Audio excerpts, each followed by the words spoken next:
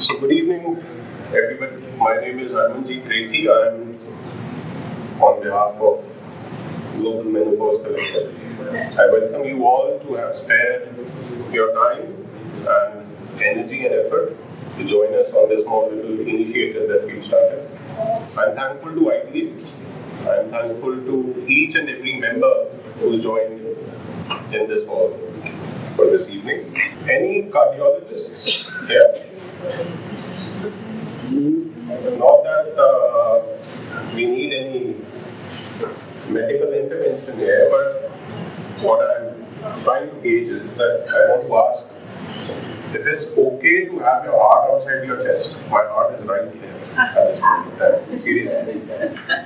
I'm looking at my panelists there and I'm wondering what's happening with them. So right now my heart is not beating, it is pounding. It is thudding against my ribs like it has never ever done, and just like it's got something urgent to say, like it cannot be contained anymore. Seriously. And no, this is not because of stage fright. Gentlemen, young boys,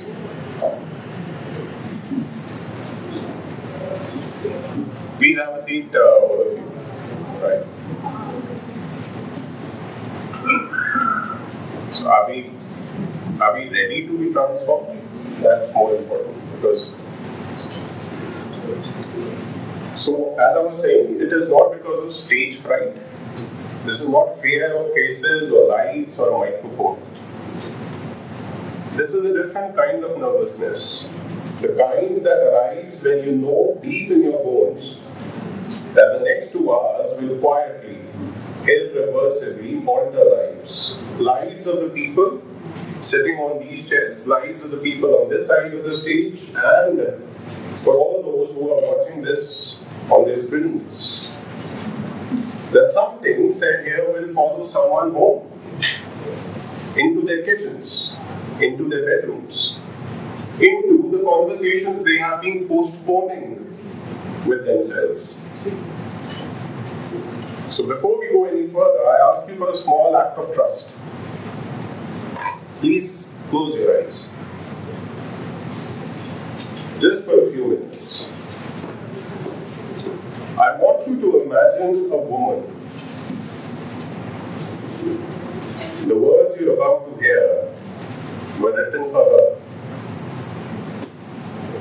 She walked into our collective a few months back carrying a label she did not choose. Depressive. She was misdiagnosed. One word.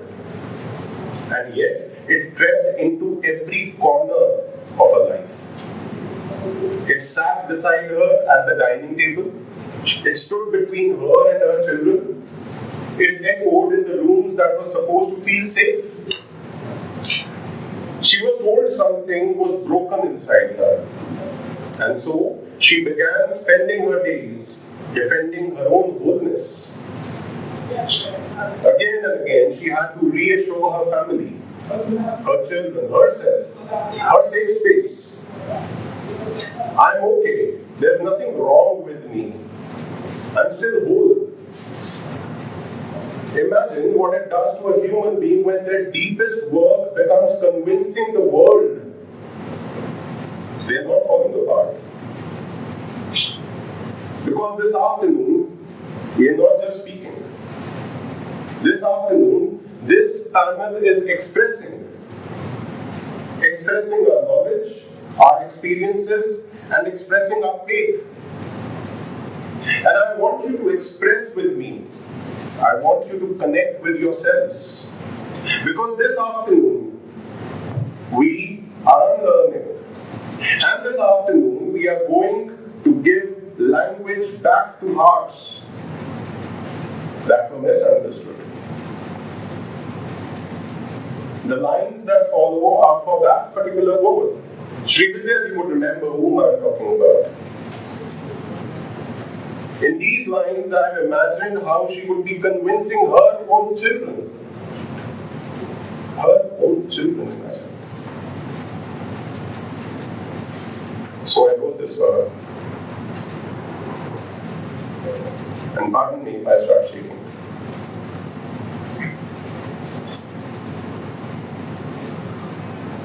Mama, so sorry.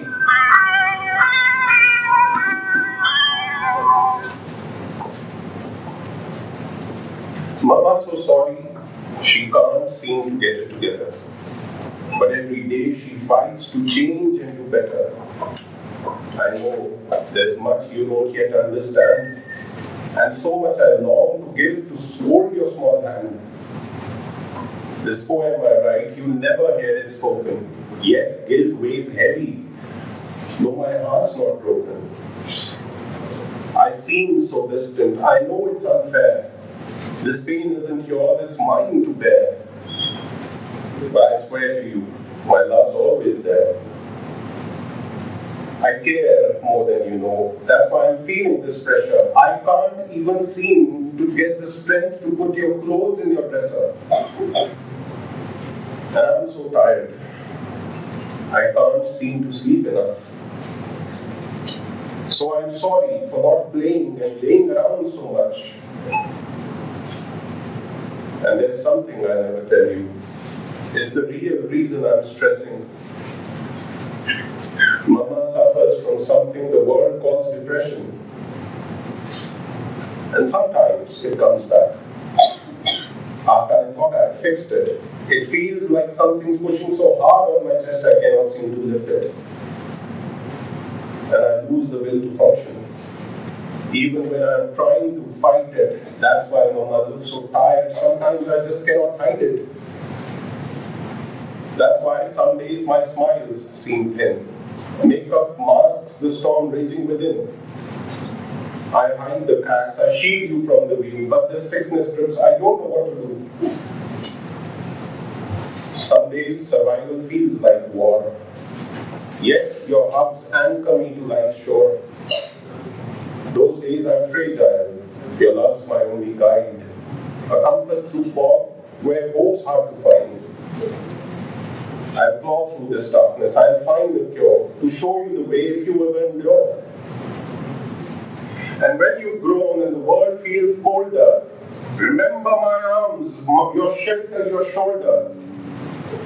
Right now, I'm gathering strength from above, day by day, rebuilding this love. If darkness ever dims your own way, I'll be your dawn. You'll never be prey.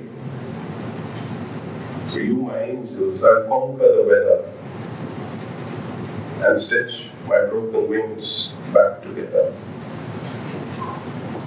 I turn to Shri Vidhya. Shri Vidhya, I mentioned guilt, I mentioned pressure, and I mentioned depression. Why are these feelings so closely associated with perimenopause, Shri Vidhya? So let us pave the way so that no other mama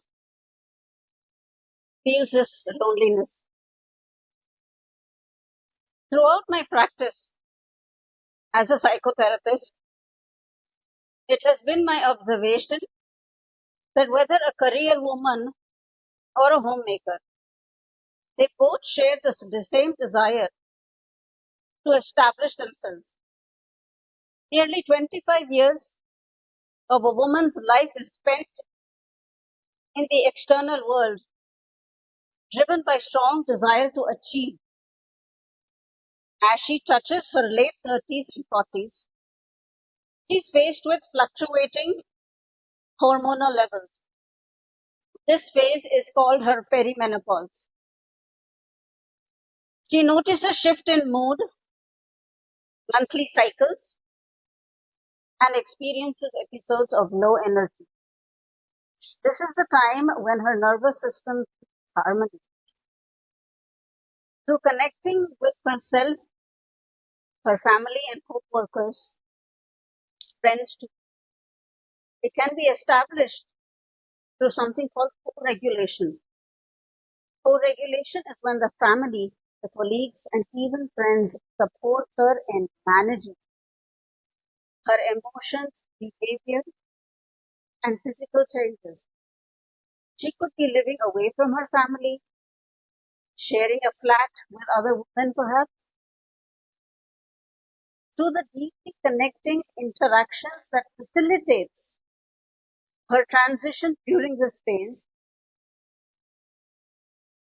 her guilt of possibly not being able to focus on her well-being is largely reduced when her family is able to give her the co-regulation, the space that she needs. The role of co-regulation is to balance the sympathetic and the parasympathetic systems. If the family is able to provide the support, then she develops emotional resilience. But if it isn't forthcoming, then she faces sensory overload, leading to the pressure and depression that you spoke about.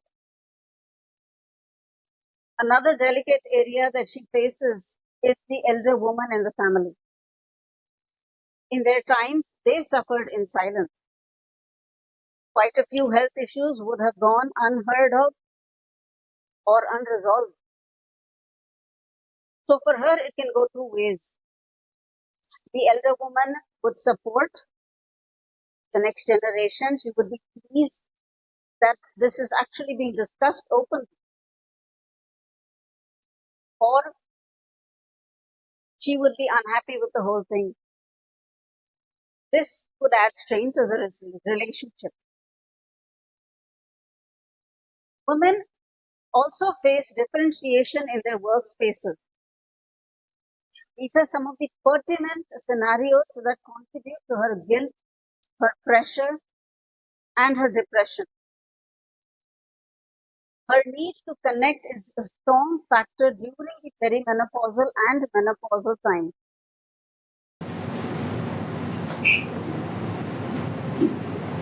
My idea is what I wanted to ask you was, I mean, this is a beautiful answer that you've given, but what the further progression goes on to is that why do so many women say, I don't recognize myself anymore? Why in this specific phase? I mean, why does this feeling come? As a psychotherapist, what's your opinion about it? True, she doesn't recognize herself as the scene is changing. Till now, she has built a career, raised a family, or both. During the perimenopausal years, nature demands that shift from being a caregiver to making self-care a priority. Not many people think like that. Not many people think like that. That's the problem. Many women don't even acknowledge that they are in this perimenopause stage. Leave apart, going further than that. What's happening in this? Why is this? There's a problem in understanding and accepting that yes, this is a stage to be self-focused. I won't say self-centered, but self-focused. See, that's the difference. We think being selfless is equal to being selfish. So because of this, we do not learn to detach from our family